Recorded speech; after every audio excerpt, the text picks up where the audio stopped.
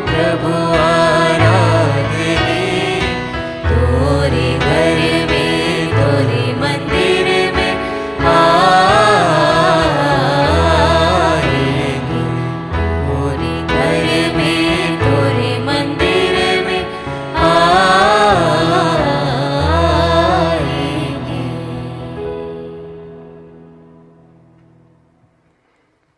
पिता, पुत्र और पवित्र आत्मा के नाम पर आमीन।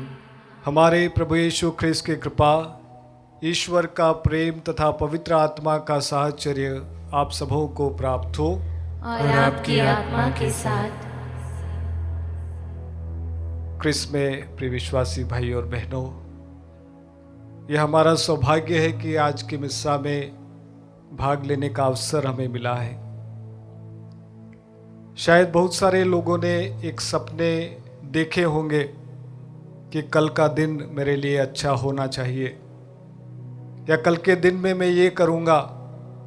शायद उनका दिन आज नहीं आया होगा जिसे उन लोगों ने सोचा था। हमारा यहाँ पर होना प्रभु की आशीष है, और इसलिए आज प्रभु वचनों के द्वारा कहता है, तुम मुझे शब्दों से नहीं बल्कि अपने व्यवहार और अपने कार्यों के द्वारा प्यार करो।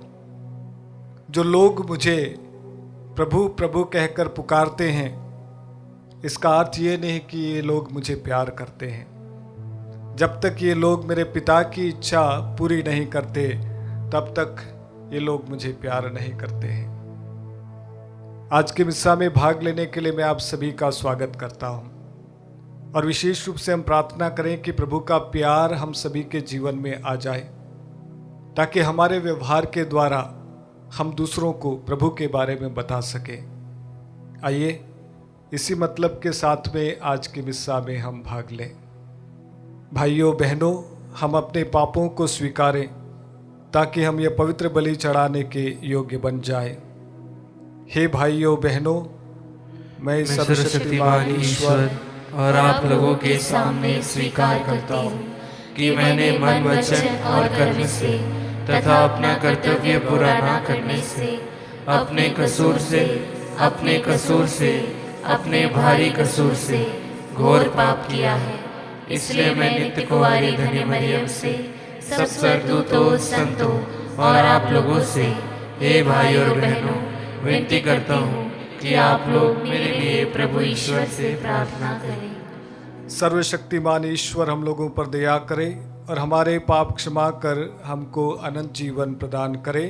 आमीन। हे प्रभु दया कर, हे प्रभु दया कर, हे ख्रिस्त दया कर, हे ख्रिस्त दया कर, हे प्रभु दया कर। हे प्रभु दया कर। हम प्रार्थना करें। हे प्रभु, तू सदा अपने भक्तों की शरण बनता है और उनके जीवन का संचालन करता है। हमारे हृदयों में तेरे पवित्र नाम के प्रति श्रद्धा और प्रेम निरंतर जागृत होते रहें। ऐसी कृपा कर हमारे प्रभु तेरे पुत्र यीशु ख्रिस्त के द्वारा, जो तेरे तथा पवित्र आत्मा के संग एक ईश्वर होकर युगानुग जीते और राज्य करते हैं। आमीन।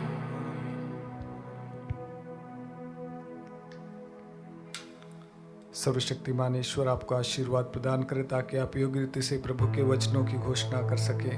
पिता, पुत्र और पवित्र आत्मा के नाम पर आमीन। पहला पाठ राजाओं का दूसरा ग्रंथ, अध्याय 24, पद संख्या 8 से 17। बाबुल का राजा यहोयाकीन को और 7,000 सैनिकों को बंदी बनाकर बाबुल ले गया। यहोयाकीन 18 बरस की उम्र में राजा बना और उसने 3 महीने तक यरूशलेम में राज्य किया। उसकी माता का नाम नहूशता था और वह यरूशलेम निवासी एलनातान की पुत्री थी। यहोयाकीन ने अपने पिता की तरह वही किया जो प्रभु की दृष्टि में बुरा था। उस समय बाबुल के राजा नबूकदनेस्सर के सेनापतियों ने यरूशलेम पर आक्रमण किया और उसे चारों ओर से घेर लिया।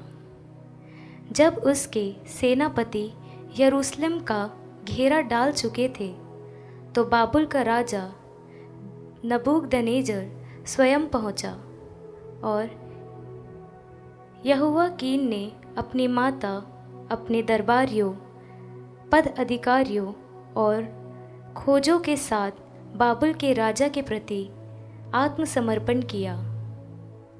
बाबुल के राजा ने उसे बंदी बनाया। यह नबूकदनेजर के राज्यकाल का 8वां वर्ष था। वह प्रभु के मंदिर और राजमहल की सब बहुमूल्य वस्तुएं उठाकर ले गया, जैसा कि प्रभु ने पहले से कहा था। उसने सोने की वह सब सामग्री तोड़ डाली जिससे इज़राइल के राजा सुलेमान ने प्रभु के मंदिर के लिए बनवाया था। वह यरूशलेम के सब पद अधिकारियों और सैनिकों को कुल मिलाकर 10,000 लोगों का सब कारीगरों और लोहारों के साथ बंदी बनाकर ले गया। देश में केवल दरिद्र जनता रह गई। वह यहोयाकीन को बाबुल ले गया। वह राजा की माता को, उसकी पत्नियों, खोजों और देश के प्रतिष्ठित लोगों को भी यरूशलेम से बाबुल ले गया। 7,000 सैनिक, 1,000 कारीगर और लोहार, जितने भी लोग युद्ध के योग्य थे, सब बाबुल के राजा द्वारा निर्वसित किए गए।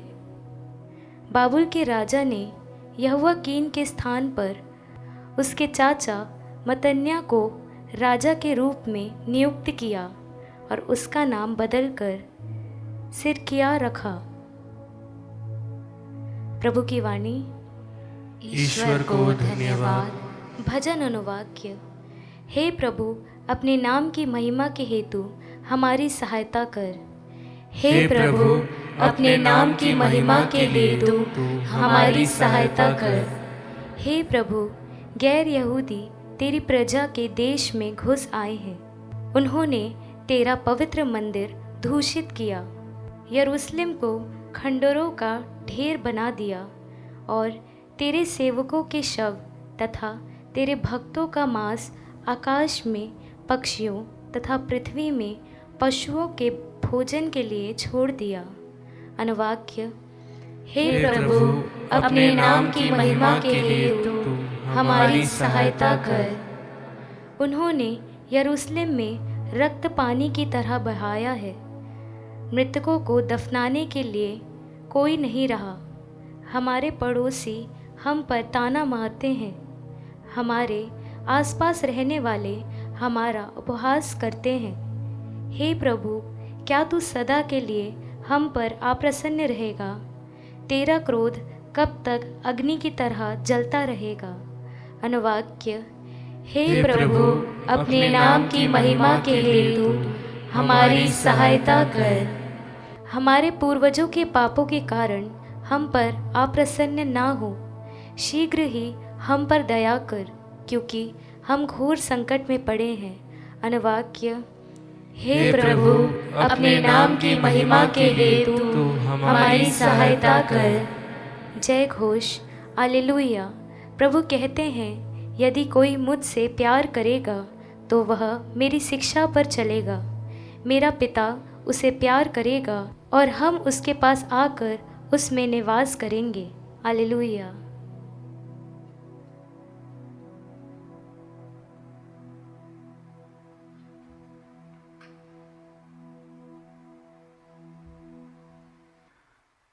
प्रभु आप लोगों के साथ हो और आपकी आत्मा के साथ। संत मत्ती के अनुसार पवित्र सुसमाचार। हे प्रभु, तेरी महिमा हो। अध्याय 7 पद 21 से लेकर 29 तक। प्रभु ने अपने शिष्यों से यह कहा, जो लोग हे प्रभु कहकर मुझे पुकारते हैं, उनमें से सब के सब स्वर्ग राज्य में प्रवेश नहीं करेंगे। जो मेरे स्वर्गिक पिता की इच्छा पूरी करता है, वही स्वर्ग राज्य में प्रवेश करेगा।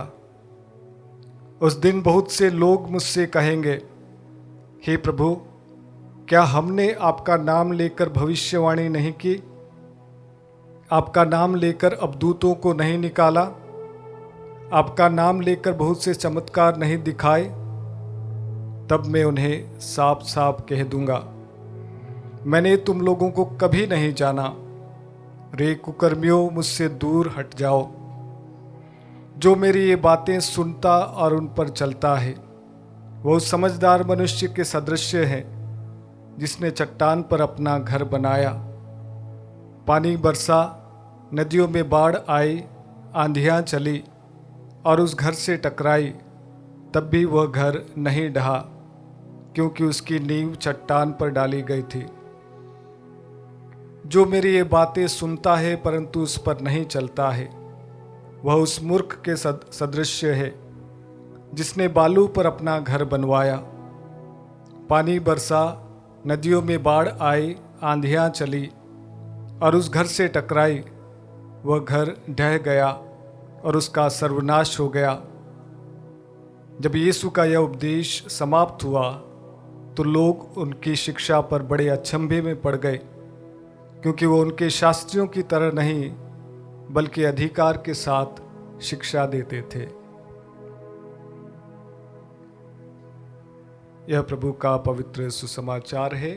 हे क्रिस्त, तेरी स्तुति हो। क्रिस्त में प्रिय भाई और बहनों, ईश्वर का अनुभव इस बात पर निर्भर करता है कि आपकी खोज कैसी है। अगर ईश्वर की खोज आपकी सच्ची है तो ईश्वर का अनुभव आपको होगा। अगर आपकी खोज में दिखावा है तो कभी भी आपको ईश्वर नहीं मिलेगा। ये नशे की दुनिया बहुत ही खतरनाक होती है, क्योंकि एक बार अगर इंसान इस दुनिया में प्रवेश कर जाता है तो वहाँ से निकलना उसके लिए बहुत ही मुश्किल हो जाता है। इससे भी कहीं अधिक ड्रग्स की आदत। अगर ड्रग्स की दुनिया में अगर कोई व्यक्ति चला गया तो हज़ारों में से शायद एक या दो वापस लौट कर आते हैं। ये बहुत ही ऐसा दलदल है जहाँ से निकलना बड़ा मुश्किल है।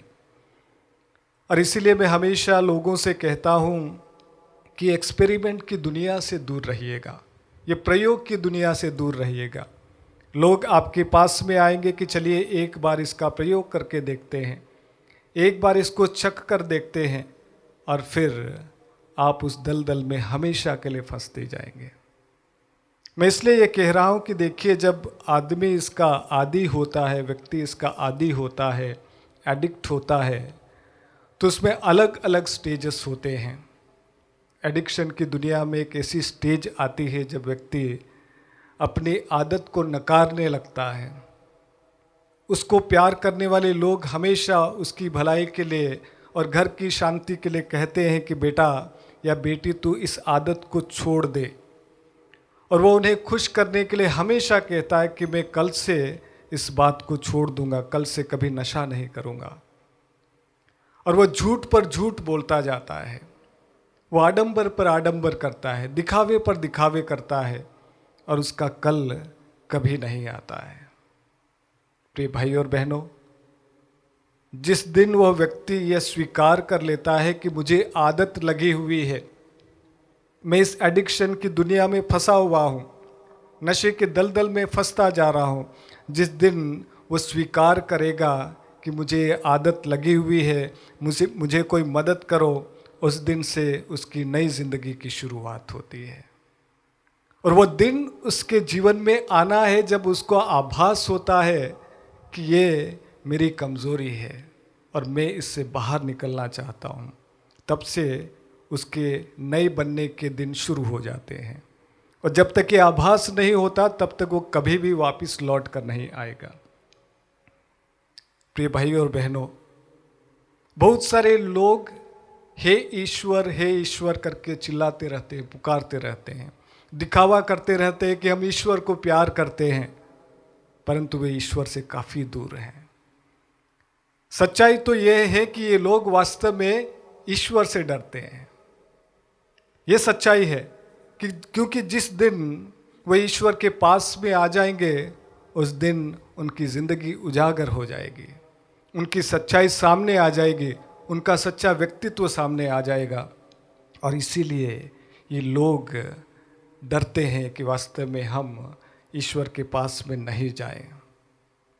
क्रिस्त में प्रिय विश्वासी भाई और बहनों, आज प्रभु कहता है वचनों के द्वारा कि जो लोग मुझे प्रभु प्रभु कहकर पुकारते हैं, वास्तव में वे कभी भी स्वर्ग राज्य में प्रवेश नहीं करेंगे।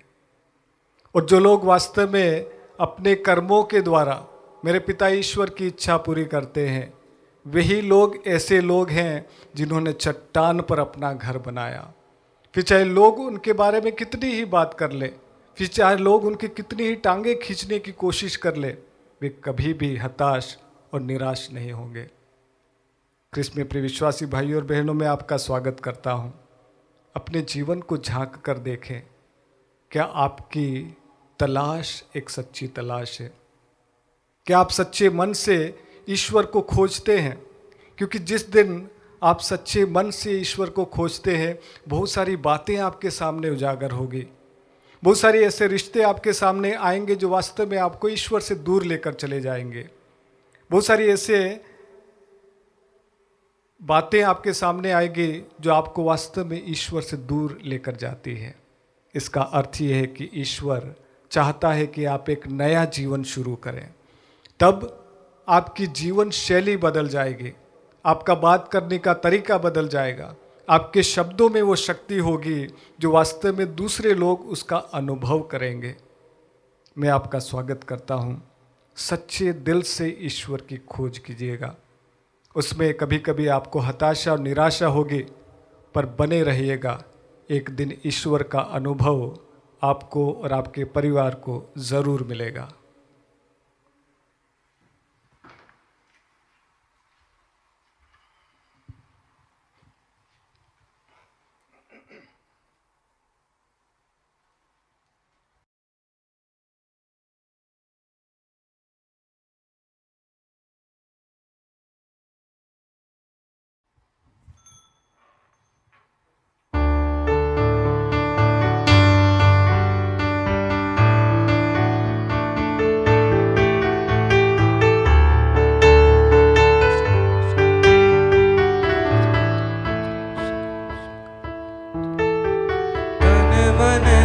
सब अर्पण है तब चरणों में प्रभु, जीवन अपना लाए ग्रहण करो हे प्रभु।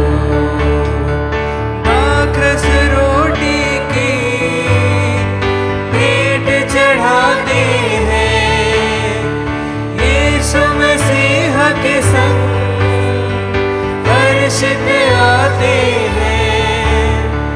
ग्रहण करो प्रभु हम सब जन को इन उपहारों के संग। ग्रहण करो प्रभु हम सब जन को इन उपहारों के संग। तन मन धन सब अर्पण है तब चरणों में प्रभु, जीवन अपना लाए ग्रहण करो हे प्रभु।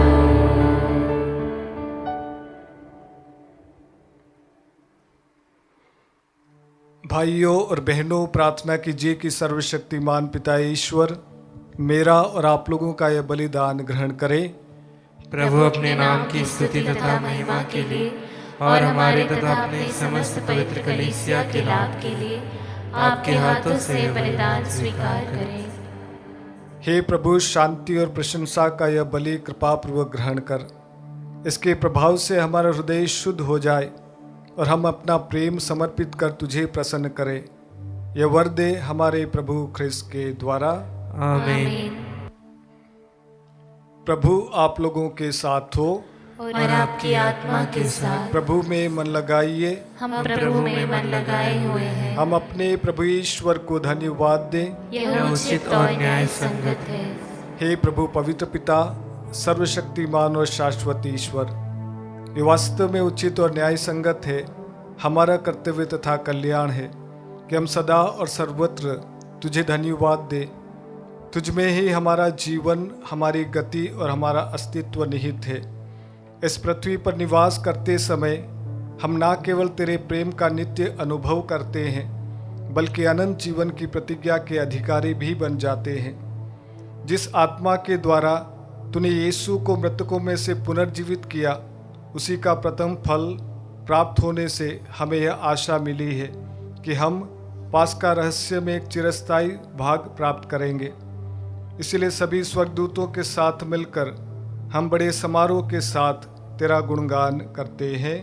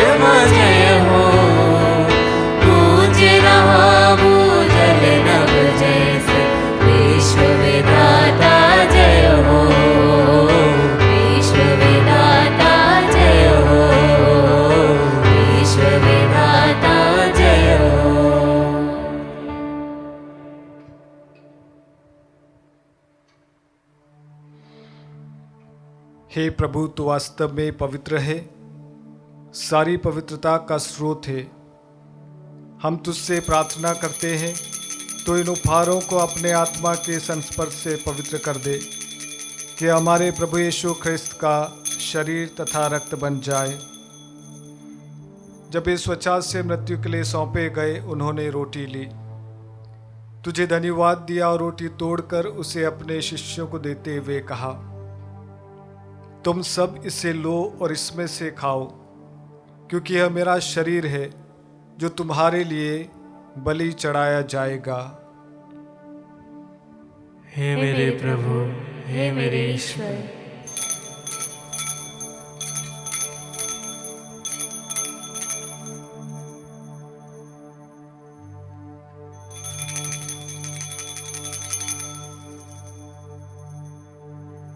इसी भांति भोजन के बाद उन्होंने कटोरा लिया, तुझे धन्यवाद दिया और उसे अपने शिष्यों को देते हुए कहा, तुम सब इसे लो और इसमें से पियो, क्योंकि यह मेरे रक्त का कटोरा है, नवीन और अनंत व्यवस्थान का रक्त, जो तुम्हारे और बहुतों के पापों की क्षमा के लिए बहाया जाएगा।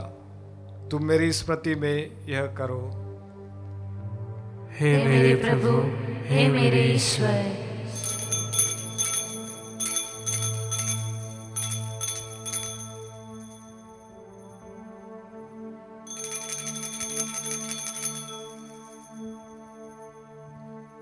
विश्वास का रहस्य।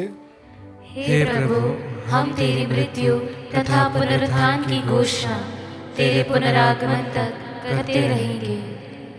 इसलिए हे प्रभु, हम ख्रिस्त की मृत्यु और पुनरुत्थान की स्मृति में तुझे जीवन की रोटी और मुक्ति का कटोरा चढ़ाते हैं। हम तुझे धन्यवाद देते हैं कि तूने हमें अपने सम्मुख उपस्थित होने और अपनी सेवा करने का सौभाग्य प्रदान किया है। हमारा नम्र निवेदन है कि हम सब ख्रिस्त का शरीर और रक्त ग्रहण करके पवित्र आत्मा के द्वारा एकता के सूत्र में बंधे रहें। हे प्रभु, हमारे संत पिता फ्रांसिस, हमारे धर्माध्यक्ष थॉमस मैथ्यू और सभी याजकों के साथ विश्व भर में फैली अपनी कलीसिया की सुधि ले तथा इसे प्रेम में सिद्ध बना दे।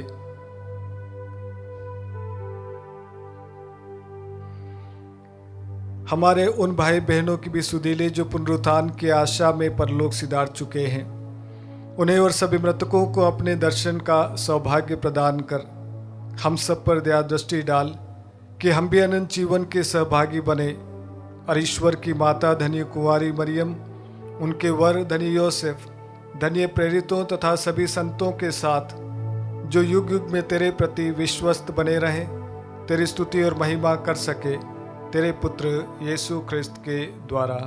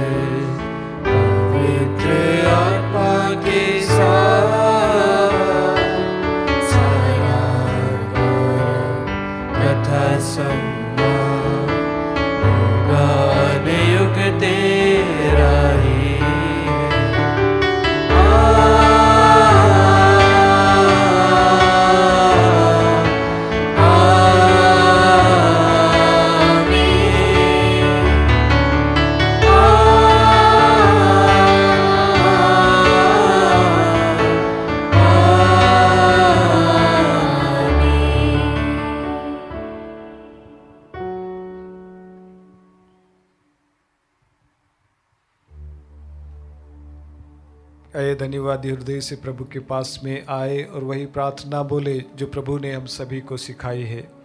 हे हमारे पिता जो स्वर्ग में है, तेरा नाम पवित्र माना जाए, तेरा राज्य आए, तेरी इच्छा जैसे स्वर्ग में वैसे इस पृथ्वी पर भी पूरी हो। हमारा प्रतिदिन का आहार आज हमें दे और हमारे अपराध हमें क्षमा कर जैसे हम भी अपने अपराधियों को क्षमा करते हैं, और हमें परीक्षा में ना डाल परंतु बुराई से बचा। हे प्रभु, हम तुझसे प्रार्थना करते हैं सभी बुराइयों से हमें बचा और जीवन में हमें कृपा पूर्वक शांति प्रदान कर। हम तेरी दया से सदा पाप से दूर और हर विपत्ति से सुरक्षित रहें और उस दिन की प्रतीक्षा करते रहें जब हमारे मुक्तिदाता यीशु ख्रिस्त फिर आकर हमारी धन्य आशा पूरी करेंगे। क्योंकि तेरा राज्य, तेरा सामर्थ्य और तेरी महिमा अनंत काल तक बनी रहती है। हे प्रभु यीशु ख्रिस्त, तूने अपने प्रेरितों से कहा है, मैं तुम्हारे लिए शांति छोड़ जाता हूँ, अपनी शांति तुम्हें प्रदान करता हूँ। तो हमारे पापों पर नहीं अपनी कलीसिया के विश्वास पर दृष्टि डाल और कृपापूर्वक उसे शांति तथा एकता प्रदान कर। तू युगानुग जीता और राज्य करता है। आमीन। प्रभु की शांति सदा आप लोगों के साथ हो और आपकी आत्मा के साथ। आइए हम परस्पर प्रेम भाव रखें।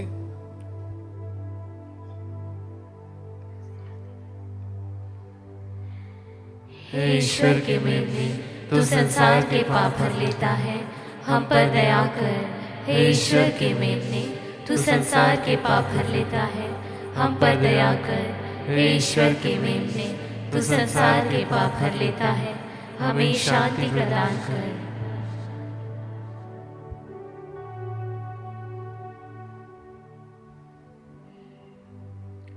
देखिए ईश्वर का मेमना जो संसार के पाप हर लेता है। धन्य हम सब जो इस भोज में बुलाए जाते हैं।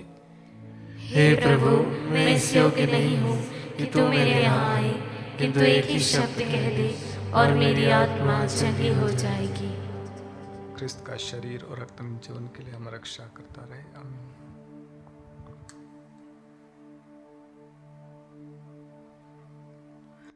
हे मेरे प्रभु यीशु, मैं सारे हृदय से विश्वास करती हूँ कि आप पवित्र यूकरिस्तीय संस्कार में उपस्थित हैं।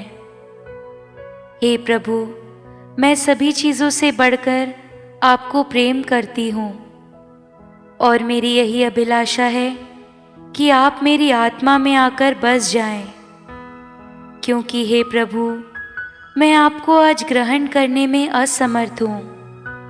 हे प्रभु, आध्यात्मिक रूप से आकर मेरे हृदय में समा जाइए। हे यीशु, मैं आज आप में एक होना चाहती हूँ और आप में समा जाना चाहती हूँ। हे प्रभु, यह कभी ना होने पाए कि मैं आपसे कभी अलग हो जाऊं। आमीन। प्रभु कहते हैं, भला गड़ेरिया मैं हूँ, मैं अपनी भेड़ों के लिए अपना जीवन अर्पित करता हूँ। हम प्रार्थना करें। हे प्रभु, तू अपने पुत्र के पवित्र शरीर और मूल्यवान रक्त द्वारा हमें पोषित करता है और हमारा नव निर्माण करता है। तुझसे दया याचना है कि जो संस्कार हम भक्तिपूर्वक मना रहे हैं वह हमारी मुक्ति की सुनिश्चित धरोहर बन जाए। यह प्रार्थना हम करते हैं हमारे प्रभु ख्रिस्त के द्वारा। आमीन। प्रभु आप लोगों के साथ हो और आपकी आत्मा के साथ। सर्वशक्तिमान ईश्वर पिता, पुत्र और पवित्र आत्मा आप लोगों को आशीर्वाद प्रदान करे। आमीन। आप लोग विद्यालय प्रभु के प्रेम और शांति में जीवन बिताए। ईश्वर को धन्यवाद।